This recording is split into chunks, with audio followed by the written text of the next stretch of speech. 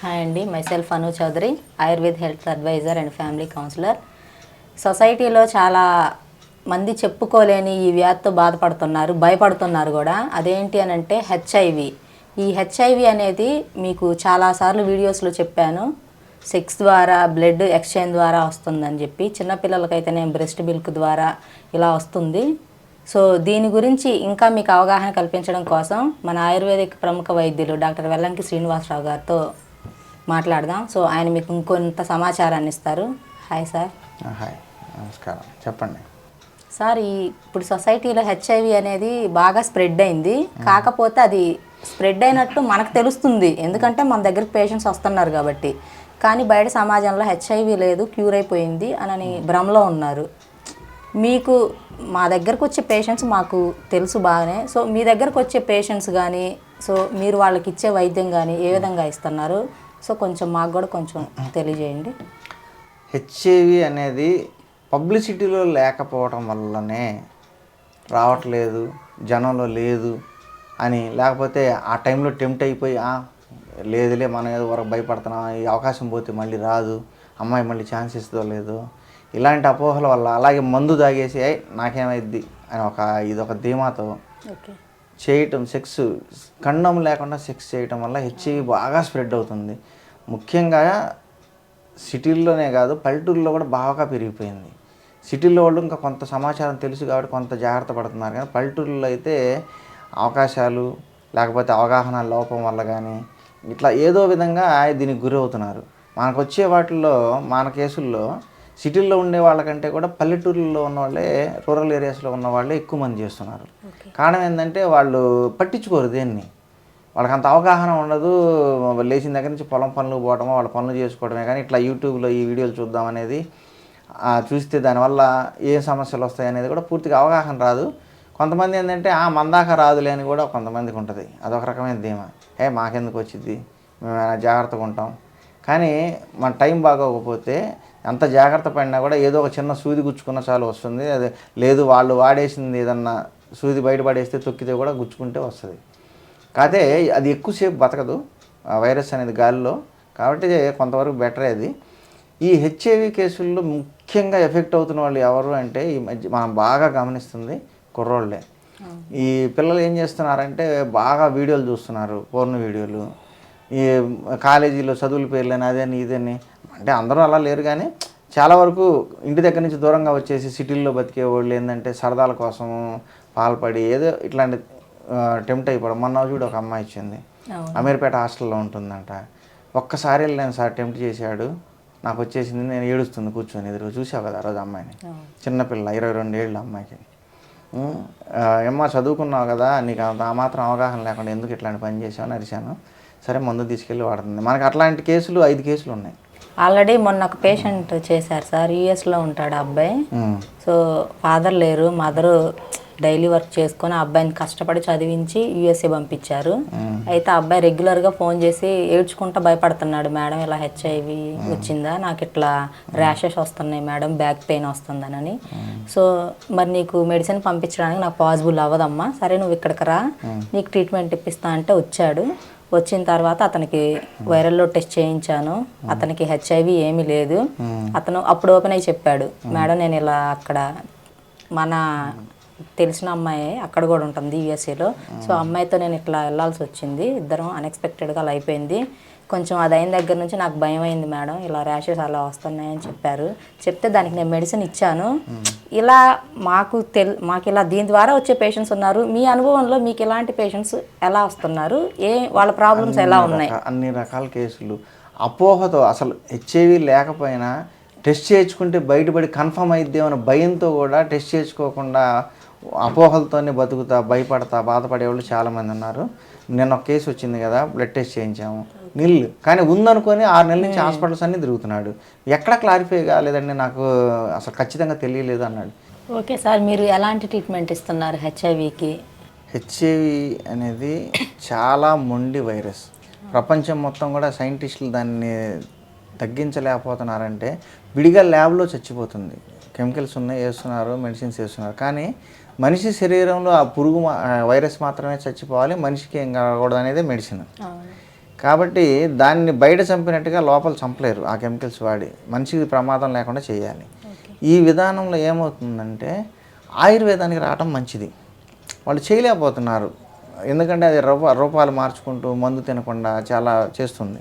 కాబట్టి ఏం చేయాలి, మొండి వైరస్ కాబట్టి ఆయుర్వేదంలో మనిషికి అస్సలు ఏమాత్రం ప్రమాదం లేని విధానం. కాబట్టి మన దగ్గరకు వచ్చే కేసుల్లో ఏమవుతుంది, బయట తిరిగి తర్వాత మన దగ్గరకు వచ్చినాక వైరల్ లోడ్ చెక్ చేపిస్తున్నాం. First PCR viral load test చేపించిన తర్వాత మళ్ళీ 3 నెలలకు చెక్ చేపిస్తే 3 లక్షలు 4 లక్షలు తగ్గిపోతుంది. వాళ్ళకున్న వైరస్ అదే 1,00,000 అయితే 1 నెలలోనే తగ్గిపోయిన కేసులు చాలా ఉన్నాయి. ఒక డౌట్ ఏంటంటే సార్, ఇప్పుడు వాళ్ళకి లక్షల్లో ఉంటుంది వైరస్. సో మీ దగ్గర కానీ నా దగ్గర కానీ మనం ఇచ్చే ఈ ఆయుర్వేద మెడిసిన్స్ వాడితే వైరస్ అనేది చాలా వరకు తగ్గొస్తుంది. ఏదో ఒక బిలో 100 లేదా ఒక 130 to 100 అలా ఉందనుకోండి, దానికి వాళ్ళు ఎందుకు మరి అంతగా రియాక్ట్ అవుతున్నారో అర్థం అవ్వట్లేదు నాకు. వాళ్ళకి భయం ఉంటుందిలే. కానీ విషయం ఏంటంటే నెగిటివ్ అనే పదం ఏ ల్యాబ్లో వాళ్ళు ఒక్కసారి వీళ్ళకి వచ్చిన తర్వాత ఇవ్వరు. అది చాలా ల్యాబులతో మనం డిస్కస్ చేసాం. మొన్న కూడా ల్యాబ్లో డిస్కస్ చేస్తే వాళ్ళు ఒకటే చెప్పారు, 100 బిలో నాట్ డిటెక్టెడ్ అంటే డ్యామ్ షూర్ నెగిటివే సార్, కాకపోతే ఆ పదం మేము వాడకూడదు అని చెప్తున్నారు. కాబట్టి ఇది జనం అర్థం చేసుకోవాలి, వచ్చిన పేషెంట్లు కూడా అర్థం చేసుకోవాలి. ఇప్పుడు ఏంటంటే సార్ వచ్చిన సమస్య, వీళ్ళకి ఎంత లక్షల్లో ఉన్నా వేలల్లో ఉన్నా మనం ఇచ్చే మెడిసిన్స్కి ఆ వైరస్ అనేది వస్తుంది. 0 వరకు వచ్చినా కూడా వాళ్ళు ఏంటంటే మాకు నెగిటివ్ అని రాసి ఇవ్వాలంటున్నారు. అదే కదా, అసలు అది మనకి లేదు కదా. నెగిటివ్ అనేది మనం రాయడానికి మన దగ్గర ఏం లేదు, ల్యాబ్ వాళ్ళు ఇవ్వాలి, అది వాళ్ళ ఇష్యూ. మనం దాన్ని ఏం చేయలేము. వైరస్ అయితే నాట్ డిటెక్టెడ్ అని కంపల్సరీ వాళ్ళు రిపోర్ట్ ఇస్తున్నారు. ఎన్నో కేసులు చేశాము. వాళ్ళే అడిగారు, ఏమిస్తున్నారు సార్, ఇంత వైరస్ డౌన్ అయిపోయింది బాగా బిలో 100 అంటే నెగిటివ్తో సమానం సార్. నెగిటివే అది, దాదాపు మేము ఇవ్వలేము, కానీ ఏం వాడుతున్నారు అని అడిగారు ఒకళ్ళిద్దరు. మనం చెప్పం కదా ఫార్మా, అది మన గురువులు నేర్పించారు, శ్రీశైలం సాధువులు నేర్పించారు. కానీ వచ్చిన వాళ్ళందరికీ కూడా సాటిస్ఫైడ్ రిజల్ట్స్. వాళ్ళే మొన్న ఎదురుకుంది కదా, అది బెంగళూరు, 2 నెలల్లో 2,40,000 వైరస్ చచ్చిపోయింది. 2,80,000 79,000 చిల్లర 2 నెలలకే. అట్లా చాలామందికి రిజల్ట్స్ ఇచ్చాం మనం. కాకపోతే ఏంటంటే హెచ్ఐవి పేషెంట్ అనేవాడు బయటకు వచ్చి నాకు ఇలా తగ్గింది, నాకు ఇంతకుముందు హెచ్ఐవి ఉంది ఇప్పుడు తగ్గింది అని మనకి వీడియో ఇవ్వలేడు. వాళ్ళకేదో పర్సనల్ ఇష్యూస్ ఉంటాయి కాబట్టి బయట తెలిసిద్ది అనే ఉద్దేశంతో వీడియో ఇవ్వలేకపోవడం వల్ల మనం పబ్లిక్లో తీసుకురాలేకపోతున్నాం వాళ్ళని.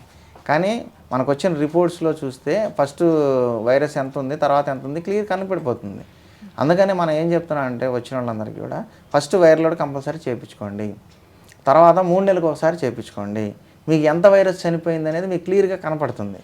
జనరల్గా ఏంటంటే 3 లక్షలు అట్లా ఉందనుకో, 3 నెలలు 4 నెలలు కంప్లీట్గా 100 బిలో 100 నాట్ డిటెక్టెడ్కి వచ్చేస్తుంది. అక్కడి నుంచి ఇంకా పెరగదు. కానీ అది నెగ్లిజెన్స్ చేసి చాలామంది వదిలేసిన వాళ్ళకి మళ్ళీ తిరగబెట్టింది. కాబట్టి తగ్గిపోయిందని చెప్పేసి మళ్ళీ మందులు ఆపేయకూడదు. 1 ఇయర్ అనేది కంపల్సరీ వాడాలి. ఎందుకంటే సైంటిస్టులు చెప్పిన ప్రకారం కూడా 10 నెలల వరకు వైరస్ ఫుడ్ లేకుండా దాక్కొని బతకగలదు. కాబట్టి 10 నెలల వరకు దానికి మనం ఫుడ్ దొరకకుండా చేసిన మెడిసిన్ రెగ్యులర్గా వేస్తూ ఉన్న బ్లడ్లో అది ఫుడ్ తినలేదు అయినా చచ్చిపోతుంది, లేదు తింటే కూడా ఇమ్మీడియట్గా చచ్చిపోతుంది. కాబట్టి 12 మంత్స్ వాడామంటే డౌట్ లేకుండా క్లియర్ అయిపోతుంది. కొంతమంది వాడారు, చివరి దాకా వాడిన వాళ్ళు ఉన్నారు మన దగ్గర. వాళ్ళకి 3 నెలల తర్వాత 6 నెలల తర్వాత చెక్ చేస్తే కూడా వైరస్ నిల్ రిపోర్టే ఉంది, సేమ్ రిపోర్ట్ ఉంది. కాబట్టి అలాంటి రిజల్ట్స్ ఇవ్వగలుగుతున్నాం. అదంతా మా గురువులు నేర్పించారు శ్రీశైలంలో మనకి. ఆ సాధువుల దగ్గర ఉన్న ఫార్ములేషన్స్ చాలా మంచి గొప్ప విద్యలు అనమాట. వాళ్ళు ఇచ్చే ఫార్ములేషన్స్ అన్నీ కూడా టైం టెస్టెడ్, పురాతన కాలం నుంచి ఉన్నాయి. ఎటువంటి వైరస్కైనా పనిచేసే మందులు వాళ్ళ దగ్గర ఉంటాయి. నేను చాలామందికి అందుకే శ్రీశైలం పోయి ఉండొచ్చేది అప్పుడప్పుడు. నేను వెళ్ళి ఒక వారం అట్లా ఉండొచ్చే కారణం, సాధువులను పట్టుకొని వాళ్ళ దగ్గర గొప్ప గొప్ప ఫార్ములాలు నేర్చుకొని, అఘోరాలు ఉంటారు వాళ్ళ దగ్గర నేర్చుకొని, శివరాత్రి ఉగాది టైంలో అఘోరాలు వస్తారు గురు పౌర్ణమి, వాళ్ళని పట్టుకొని వాళ్ళ దగ్గర హిందీ వచ్చు నాకు కాబట్టి వాళ్ళతో మాట్లాడి ఫార్ములేషన్స్ తెలుసుకొని మనం ఇక్కడ ప్రజలకు అందిస్తున్నాం కాబట్టి ఇంత రిజల్ట్స్ ఇవ్వగలుగుతున్నాం. మన గొప్పతనం కాదు అది, సనాతన ఋషులు గొప్పతనం అది. వాళ్ళు ఇచ్చిన విద్యలనే మనం ఇక్కడ తయారు చేసి ప్రజలకు ఇచ్చి తగ్గించగలుగుతున్నాం. కాబట్టి హెచ్ఐవి వచ్చిన వాళ్ళు ఈరోజు అసలు ప్రాణ భయం అనేది అసలు పక్కన పెట్టేయటమే. ఇంకొకటి ఏంటంటేనండి, హెచ్ఐవి అనేది అంటువ్యాధి కాదని మనకు తెలుసు. కాకపోతే ఒక పేషెంట్ మొన్న వచ్చారు మన దగ్గరకు వచ్చినప్పుడు, అతను ఏమంటున్నాడంటే మెడిసిన్ తీసుకొని వైరస్ కూడా అతనికి తగ్గిపోతుంది చాలా వరకు. కానీ అతను మినిమం ఒక 4-5 మంత్స్ నుంచి ఇంట్లో వాళ్ళు అతన్ని బయటికి పంపించేశారు. ఎందుకమ్మా ఏంటంటే ఇట్లా భయపడుతున్నారు మేడం, మాకు కూడా వస్తుంది, అని చెప్పి అతనితో మాట్లాడకుండా దూరం పెట్టి అతన్ని బయటికి పంపించారు. అతను దగ్గరకు పోనీయలేదు. ఇంకొకటి ఏంటంటే అతను మెంటల్గా బాగా డిసప్పాయింట్ అయ్యి ఏడ్చేస్తున్నాడు. కాళ్ళు పట్టుకొని అడగడం, నా జీవితం ఎలా అయింది మేడం, మా పేరెంట్స్, మా భార్య, పిల్లలు. మొన్న ఒక అబ్బాయి వచ్చాడు 28 ఏళ్ళు, జూబ్లీ హిల్స్ జాబ్ చేస్తాడంట. ఆ అబ్బాయి కూడా ఇదే పరిస్థితి. నేను ఇంటికి కూడా వెళ్ళట్లేదండి, మా ఇంట్లో వాళ్ళు అదో రకంగా చూస్తున్నారు నన్ను, నాకు బాధేస్తుంది, సూసైడ్ చేసుకుందాం అనిపిస్తుంది అని. ఎందుకయ్యా నువ్వు ఎడ్యుకేటెడ్ జాబ్ చేసుకుంటున్నావు, ఎందుకు భయపడుతున్నావు అని కూర్చోబెట్టి కౌన్సిలింగ్ చేశాను. విషయం ఏంటంటే హెచ్ఐవి వచ్చిన వాళ్ళు అందరు మనుషుల్లాగానే నార్మల్గానే అందరితో కలిసి పడుకోవచ్చు, కలిసి జీవించవచ్చు, పిల్లల్ని ఎత్తుకోవచ్చు, ముద్దులు పెట్టుకోవచ్చు. ఒక చిన్న పని మాత్రం వాళ్ళు చేయకూడదు ఏంటంటే వాళ్ళు కొరికింది చిన్నపిల్లలకి పెట్టకూడదు, వాళ్ళ ఎంగిలి పెట్టకూడదు. మిగతా అంతా నార్మలే, వాళ్ళ బొగ్గల మీద ముద్దు పెట్టుకోవచ్చు, ఎత్తుకోవచ్చు. కాకపోతే గ్రామీణ ప్రాంతాల్లో అన్ఎడ్యుకేటెడ్ వాళ్ళకి ఇంత నాలెడ్జ్ ఉండట్లేదు కదా. సో మనం చెప్పినా కూడా వాళ్ళు తెలుసుకోలేకపోతున్నారు. మనం వాళ్ళకి అపోహ ఉందని దాన్ని మనం క్లియర్ చేయడానికి మాట్లాడుతున్నాం. తర్వాత అది కూడా చెప్పిన తర్వాత కూడా అంటే మనం ఏం చేయలేం. కానీ క్లియర్గా చెప్పేది ఏంటంటే నార్మల్ పర్సన్ లాగానే అన్నీ చేసుకోవచ్చు, పని కూడా చేసుకోవచ్చు. చాలామంది ఏంటంటే ఇది వచ్చింది ఇంకా నేను పని చేయలేను, నేను పనిలోకి వెళ్తే నాకు ఏదన్నా అయిద్దేమో, ఏమి కాదు. ఎవరి డ్యూటీ వాళ్ళు చేసుకోవాలి, హ్యాపీగా ఫ్యామిలీని పోషించుకోవాలి, వాళ్ళ పనులు వాళ్ళు చేసుకోవాలి. జస్ట్ ఒక సెక్స్ ద్వారానే వస్తుంది కాబట్టి ఆ విషయంలో బయట వాళ్ళకి అంటించకుండా జాగ్రత్త పడి మెడిసిన్స్ వాడుకోవాలి, ఆరోగ్యానికి సంబంధించి మంచి ఆహారం తీసుకోవాలి, మందులు టైంకి తీసుకోవాలి, ప్రశాంతంగా టైంకి నిద్రపోవాలి. ఇంతే తప్పితే వాళ్ళు వేరే ఫ్యామిలీలో కలవకుండా ఉండటానికి ఏ రీజన్ లేదు. చిన్నపిల్లలకి ఎంగిలి పెట్టకూడదు, ఇది ఒకటి. అలాగే వీళ్ళకి గాయం అయినప్పుడు వేరే వాళ్ళు వచ్చి పట్టుకోకుండా వీళ్ళే కొంచెం కడుక్కొని కట్లు కట్టుకొని డాక్టర్ దగ్గరికి వెళ్ళడం ఇట్లాంటివి చేయాలి. ఈ తప్పితే వేరే ఎటువంటి జాగ్రత్తలు పడాల్సిన పని లేదు, అపోహలు భయాలు పడాల్సిన పని లేదు. ఫ్యామిలీ మెంబర్స్కి కూడా చెప్తున్నాను ఈ వీడియో ద్వారా, వాళ్ళని దూరంగా పెట్టి మానసికంగా వాళ్ళని బాధ పెడితే ఇంకాస్త ఇమ్యూనిటీ పడిపోయి ఇంకాస్త రోగానికి దగ్గర అవుతారు. కాబట్టి అలాంటి అపోహలు పెట్టుకోవద్దు, అంతా నార్మలే. ఒక్క ఎంగిలి పెట్టకూడదు తప్పితే అంతా నార్మలే. రక్తం తెగినప్పుడు అంటుకోకూడదు, అది ఒక్కటే. రెండు జాగ్రత్త పడితే చాలు, నార్మల్ పర్సన్ లాగానే బతకొచ్చు. ఇవాళ ఏ భయం లేదు. మన దగ్గర మందులు ఇప్పుడు 20 ఏళ్ల క్రితం ఇచ్చాం, 23 ఏళ్ల క్రితం మనం స్టార్ట్ చేసినప్పుడు ఇచ్చిన వాళ్ళు ఇప్పటికీ హ్యాపీగానే ఉన్నారు. కాబట్టి హెచ్ఐవి వల్ల ప్రాణం పోయిద్దనే భయం అయితే వద్దు. అలా అని చెప్పి నెగ్లిజెన్స్గా ఉండి కేర్లెస్గా రోగం తగిలించుకోవద్దు. వచ్చిందంటే జాగ్రత్త పడండి, మా దగ్గరకు రండి, మేము తగ్గిస్తాం. కానీ మనం ఎంత మంచి చిట్కాలు, ఎంత మంచి అవగాహన చెప్పినా కూడా వాళ్ళు తెలుసుకోలేకపోతున్నారు. అది వాళ్ళు మరి ఉంటుందిలే. కొంతమందికి ఏంటంటే ఆర్థిక పరిస్థితి ఉండొచ్చు, కొంత మందులు కొనుక్కోలేని పరిస్థితి. వాళ్ళు ఇంగ్లీష్ మందులు వాడుకుంటే మంచిదే, అవి కూడా బాగానే కంట్రోల్ చేస్తాయి. వేరే విధానాల్లో గవర్నమెంట్ ఫ్రీగా ఇస్తుంది. డబ్బులు కొద్దిగా గొప్ప పెట్టుకోగలిగే వాళ్ళు వస్తే మనకి మందులు వరకునే రావు కాబట్టి మూలికలన్నీ సేకరించుకోవాలి. శ్రీశైలంలో ఇట్లాంటివన్నీ ఉంటాయి కాబట్టి మనం నామినల్ ఖర్చులు వేసుకొని నామినల్ ప్రాఫిట్తోనే చేస్తున్నాం. కాబట్టి మనం ఇచ్చేది చాలా చాలా మంచి తక్కువ రేట్లో మంచి మెడిసిన్ ఇస్తున్నాము. ఇక అంతకంటే మనం లేవంటే మనం చేసేది. కొంతమందికి ఫ్రీగా కూడా ఇచ్చాం కొంతమందికి, కానీ ఎన్నాళ్ళు ఇస్తాం మనం, మన కెపాసిటీని కూడా చూసుకోవాలి కదా. ఇప్పుడు నిన్న ఒక అమ్మాయి వచ్చింది కదా, అమ్మాయి అదే కదా 7,000 ఉంది మనకి ఇవ్వాల్సింది బాకీ. సరే పోనీలే పాపం పేద అమ్మాయి అని వదిలేసి. చెప్తున్నా, పేదవాళ్ళు ఉంటే కొద్ది గొప్ప చూసి చేస్తాం, అంతేగాని పూర్తిగా మనం నష్టపోయేటట్లయితే చేయలేం. లాభాలు లేకపోయినా పర్లేదు కానీ నష్టం రాకుండా కొంతవరకు చేయగలుగుతాం పేదవాళ్ళకి. ఓకే అండి, ఎవరైనా హెచ్ఐవి సమస్యతో కనుక బాధపడుతుంటే వాళ్ళు భయపడాల్సిన పని లేదు. మనోవ్యాధికి మందు లేదని మన పెద్దలు చెప్పారు కాబట్టి అందరూ ధైర్యంగా ఉండండి, డిప్రెషన్స్లోకి వెళ్ళొద్దు, మెడిటేషన్ చేయండి. ఈ సమస్యతో బాధపడే వాళ్ళైతే స్క్రోల్ మీద కనపడుతున్న మా నెంబర్స్కి కాల్ చేయండి. Thank you.